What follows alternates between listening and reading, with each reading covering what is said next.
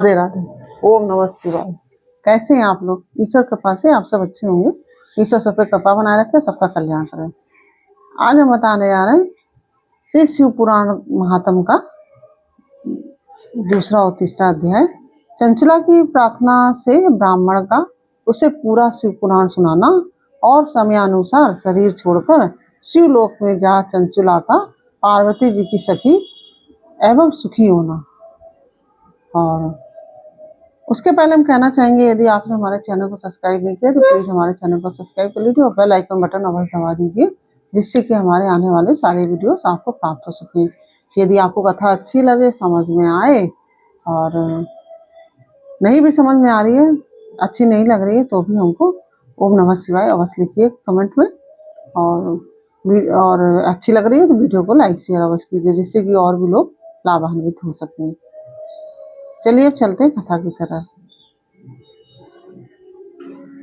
ओम नमः शिवाय, ओम नमः शिवाय, हर हर भोले नमः शिवाय, नमः शिवाय, नमः शिवाय, हर हर भोले नमः शिवाय, गंगाधराय ओम नमः शिवाय, नमः शिवाय, ओम नमः शिवाय, ओम नमः शिवाय। ब्राह्मण बोले, नारी सौभाग्य की बात है कि भगवान शंकर की कृपा से शिव पुराण की इस वैराग्य युक्त कथा को सुनकर तुम्हें समय पर चेत हो गया है। ब्राह्मण पत्नी, तुम डरो मत, भगवान शिव की शरण में जाओ। शिव की कृपा से सारा पाप तत्काल नष्ट हो जाता है। मैं तुमसे भगवान शिव की कीर्ति कथा से युक्त उस परम वस्तु का वर्णन करूंगा, जिससे तुम्हें सदा सुख देने वाली उत्तम गति प्राप्त होगी। शिव की उत्तम कथा सुनने से ही तुम्हारी बुद्धि इस तरह पश्चाताप से युक्त एवं शुद्ध हो गई है कि साथ ही तुम्हारे मन में विषयों के प्रति वैराग्य हो गया है। पश्चाताप ही पाप करने वाले पापियों के लिए सबसे बड़ा प्रायश्चित है। सत्पुरुषों ने सबके लिए पश्चाताप को ही समस्त पापों का शोधक बताया है। पश्चाताप से ही पापों की शुद्धि होती है। जो पश्चाताप करता है वही वास्तव में पापों का प्रायश्चित करता है, क्योंकि सत्पुरुषों ने समस्त पापों की शुद्धि के लिए जैसे प्रायश्चित का उपदेश किया है, वह सब पश्चाताप से संपन्न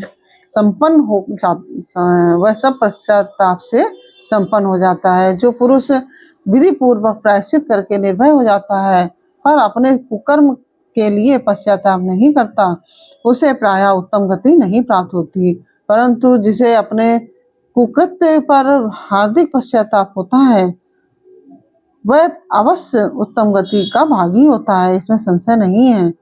इस शिव पुराण की कथा सुनने से जैसी चित्त शुद्धि होती है वैसी दूसरे उपायों से नहीं होती है। जैसे दर्पण साफ करने पर निर्मल हो जाता है, उसी प्रकार इस शिव पुराण की कथा से चित्त अत्यंत शुद्ध हो जाता है, इसमें संशय नहीं है। मनुष्यों के शुद्ध चित्त में जगदम्बा पार्वती सहित भगवान शिव विराजमान रहते हैं।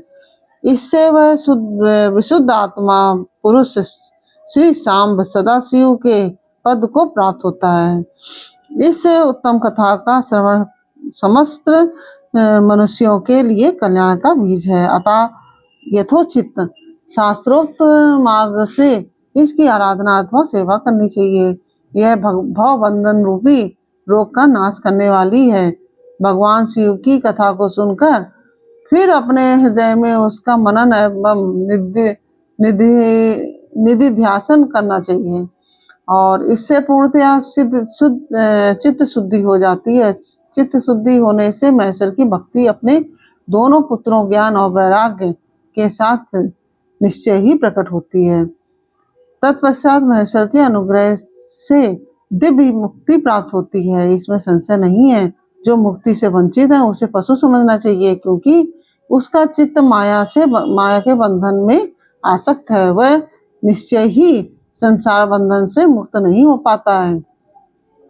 ब्राह्मण पत्नी, इसलिए तुम विषयों से मन को हटा लो और भक्ति भाव से भगवान शंकर की इस परम पावन कथा को सुनो। परमात्मा शंकर की इस कथा को सुनने से तुम्हारे चित्त की शुद्धि होगी और इससे तुम्हें मोक्ष की प्राप्ति हो जाएगी। जो निर्मल चित्त से भगवान शिव के चरण बिंदु का चिंतन करता है, उसकी एक ही जन्म में मुक्ति हो जाती है। यह मैं तुमसे सत्य सत्य कहता हूँ। सूत जी कहते हैं, सौनक, इतना कहकर वे श्रेष्ठ शिव भक्त ब्राह्मण चुप हो गए। उनका हृदय करुणा से आर्द्र हो गया था तथा वे शुद्ध चित्त महात्मा भगवान शिव के ध्यान में मग्न हो गए। तदंतर बिंदुक की पत्नी चंचुला मन ही मन प्रसन्न हो उठी। ब्राह्मण का उक्त उपदेश सुनकर उसके नेत्रों में आनंद के आंसू छलक आए थे। वह ब्राह्मण पत्नी चंचुला हर्ष भरे हृदय में उन श्रेष्ठ ब्राह्मण के दोनों चरणों में गिर पड़ी और हाथ जोड़कर बोली, मैं कृतार्थ हो गई। तत्पश्चात उठकर वैराग्य युक्त उत्तम बुद्धि वाली वह स्त्री जो अपने पापों के कारण आतंकित थी, उन महान शिवभक्त ब्राह्मण से हाथ जोड़कर गदगद वाणी में बोली। चंचला ने कहा कि ब्राह्मण शिव भक्तों में श्रेष्ठ स्वामिन, आप धन हैं, परमार्थदर्शी हैं और सदा परोपकार में लगे रहते हैं, इसलिए श्रेष्ठ साधु पुरुषों में प्रशंसा के योग्य हैं। साधो, मैं नरक के समुद्र में गिर रही हूँ, आप मेरा उद्धार कीजिए। पौराणिक अर्थ तत्व से संपन्न जिस सुंदर शिव पुराण की कथा को सुनकर मेरे मन में संपूर्ण विषयों से वैराग्य उत्पन्न हो गया है, उसी इस शिव पुराण को सुनने के लिए इस समय मेरे मन में बड़ी श्रद्धा हो रही है। सूत जी कहते हैं, ऐसा कहकर हाथ जोड़कर उनका अनुग्रह पाकर चंचला उस शिव पुराण की कथा को सुनने की इच्छा मन में लिए उन ब्राह्मण देवता की सेवा में तत्पर हो वहां रहने लगी। तदनंतर शिव भक्तों में श्रेष्ठ और शुद्ध बुद्धि वाले उन ब्राह्मण देवों ने उसी स्थान पर उस स्त्री को शिव पुराण की उत्तम कथा सुनाई। इस प्रकार उस गोकर्ण नामक वहां क्षेत्र में उन्हीं श्रेष्ठ ब्राह्मण से उसने शिव पुराण की वह शिव पुराण की उत्तम कथा थी वह सुनी, जो भक्ति ज्ञान और वैराग को बढ़ाने वाली तथा मुक्ति देने वाली है। जो भक्ति ज्ञान और वैराग को बढ़ाने वाली तथा मुक्ति देने वाली है, उस परम उत्तम कथा को सुनकर वह ब्राह्मण पत्नी अत्यंत कृतार्थ हो गई। उसका चित्त शीघ्र ही शुद्ध हो गया। फिर भगवान शिव के अनुग्रह से उसके हृदय में शिव के सगुण रूप का चिंतन होने लगा। इस प्रकार उसने भगवान शिव में लगी रहने वाली उत्तम बुद्धि पाकर शिव के सच्चिदानंदमय स्वरूप का बारंबार चिंतन आरंभ किया। तत्पश्चात समय के पूरे होने पर भक्ति ज्ञान और वैराग से युक्त हुई चंचुला ने अपने शरीर को बिना किसी कष्ट के त्याग दिया। इतने में ही त्रिपुर शत्रु भगवान शिव का भेजा हुआ एक दिव्य विमान द्रुत गति से वहां पहुंचा, जो उनके अपने गणों से संयुक्त और भांति भांति के शोभा साधनों से संपन्न था। चंचला उस विमान पर आरूढ़ हुई और भगवान शिव के श्रेष्ठ पार्षदों ने उसे तत्काल शिवपुरी में पहुंचा दिया। उसके सारे मल धुल गए थे। वह दिव्य रूप धारणी दिव्यांगना हो गई थी।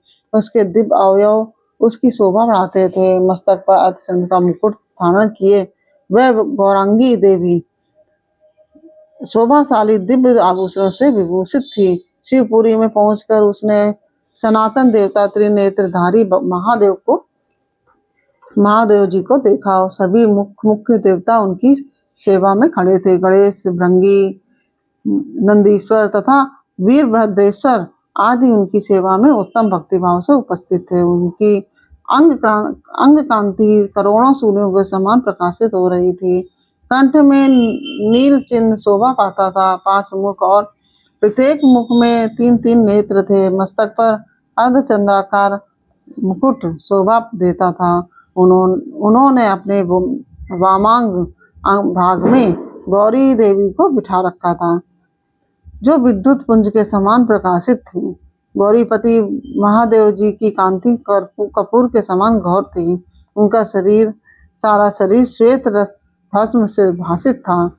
शरीर पर श्वेत वस्त्र शोभा पा रहे थे। इस प्रकार परम उज्ज्वल भगवान शंकर का दर्शन करके वह ब्राह्मण पत्नी चंचला बहुत प्रसन्न हुई। अत्यंत प्रीति युक्त होकर उसने बड़ी उतावली के साथ भगवान को बारंबार प्रणाम किया। फिर हाथ जोड़कर वह बड़े प्रेम, आनंद और संतोष से युक्त हो विनीत भाव से खड़ी हो गई। उसके नेत्रों से आनंद आश्रुओं की अविरल धारा बहने लगी तथा संपूर्ण शरीर में रोमांच हो गया। उस समय भगवती पार्वती और भगवान शंकर ने उससे बड़ी करुणा के साथ अपने पास बुलाया और सौम्य दृष्टि से उसकी ओर देखा। पार्वती जी ने तो दिव्य रूप धारणी बिंदु प्रिया चंचला को प्रेम पूर्वक अपनी सखी बना लिया और वह उस परमानंद घन ज्योति स्वरूप सनातन धाम में अविचल निवास पाकर दिव्य सौख्य से संपन्न हो अक्षय सुख का अनुभव करने लगी। इस प्रकार से यह तीसरा अध्याय और दूसरा अध्याय पूर्ण हुआ। और यह अध्याय आपको कैसा लगा यह हमें कमेंट बॉक्स में अवश्य बताइए। अच्छा लगा हो तो वीडियो को लाइक शेयर अवश्य कीजिए। कमेंट में ओम नमः शिवाय अवश्य लिखिए। फिर मिलते हैं आपसे अगले अध्याय।